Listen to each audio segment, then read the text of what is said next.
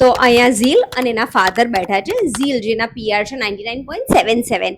Let's here out from her father.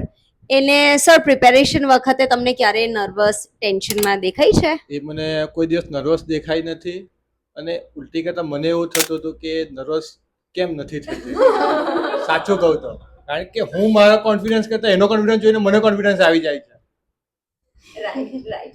અને એની જે તૈયારી જે છે ડે 1 થી તૈયારી છે, એટલે એ જે છે તે એનું કોન્ફિડન્સ એને કારણે વધારે છે કે ડે 1 થી જ્યારે 10th સ્ટાર્ટ થયું ત્યારથી લઈને એક્ઝામ સુધી એને એક દિવસ પણ ચોપડી નહીં પકડ્યું એવું મને જોયું નથી, બન્યું નથી.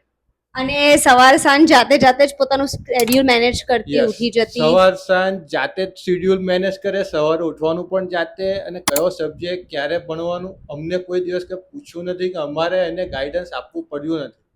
કોઈ વાતનો અફસોસ છે કે ભાઈ કદાચ એ કંઈક હજી સારું થતે કે કરી શકતે? એમાં એવું છે કે હું આર્ટ ઓફ લિવિંગ સાથે જોડાયેલો છું, એટલે હું પણ રોજ સુદર્શન ક્રિયાને એ કરું છું. એને પણ મેં સુદર્શન ક્રિયાનો બેઝિક કોર્સ કરાવ્યો છે. એને કોર્સ કર્યો ત્યારથી એને થોડુંક મને ડિફરન્સ લાગ્યો, પણ એ કન્સિસ્ટન્સી જાળવી નહીં રાખી.